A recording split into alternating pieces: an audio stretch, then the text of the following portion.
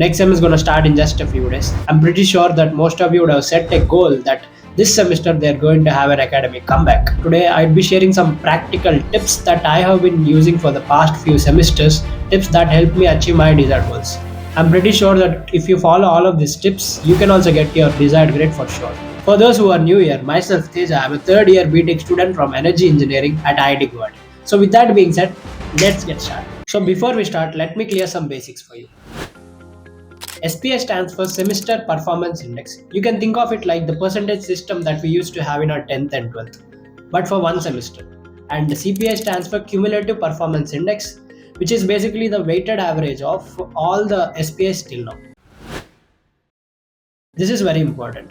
In engineering, we have different branches. Each branch have different level of difficulty and competition. For example, circuital branches such as ECE, EEE, CSC are highly competitive, which makes them tougher than those of non-circuital branches such as mechanical, chemical, civil. So the first thing is you should not compare yourself from some other branches. A chemical engineering student might spend a less time than that of a CSC student to get the same grade, and this is possible. Most of our engineering colleges follow relative grading. Even in IIT Guwahati, relative grading is followed by majority of the professors. So in absolute grading, your grade is dependent on how close you are to 100 marks, which means more the marks, better the grade. Whereas in relative grading, you do not need a 90 plus marks to get an A, but you need to score higher than majority of your classmates. So yeah, these are the basics that we need to know. So now let's come to the actual tips. Tip number one is know about your course.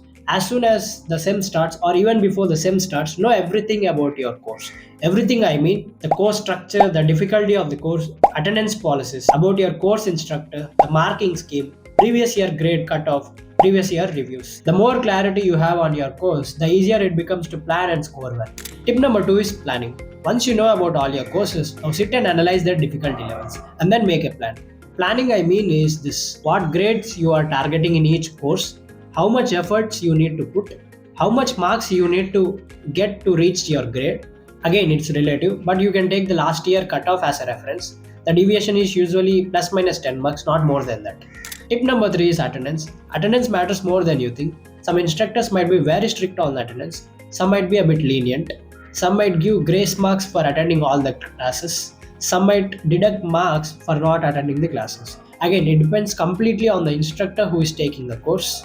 I personally used to attend all the classes unless I was extremely lazy and the classes being boring. I suggest everyone to attend all the classes, at least for the initial weeks of the semester, to have a better understanding of the course and the instructor. Tip number four is do not skip any assessment.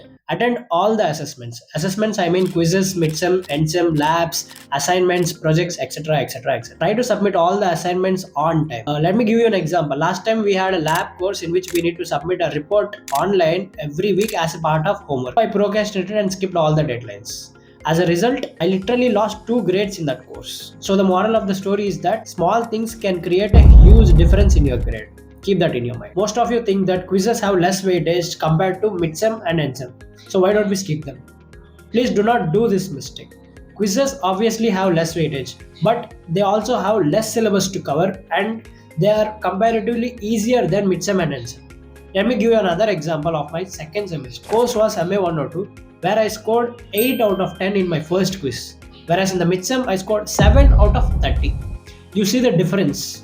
Tip number 5 is start your preparation early. Studying one day before the exam might get you pass, but it is not sufficient if your target is 7 or above. You need to start preparing at least 7 to 10 days before the exam in order to reach your desired goals. Otherwise, it is impossible. Starting your preparation early also helps your understanding and retention power while reducing the exam pressure.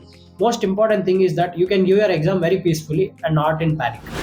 These are the 5 tips that I have been following for the past few semesters. It gave me results. I'm sure that it will also give you results. And if you feel that this video was helpful, then hit that like button. Subscribe to this channel. I'll be posting more useful videos for you related to exam preparation, internships, startups, and basically everything about college life. If you need any clarification or explanation related to any other topics, write it in the comment box. I'll try to make a detailed video on it.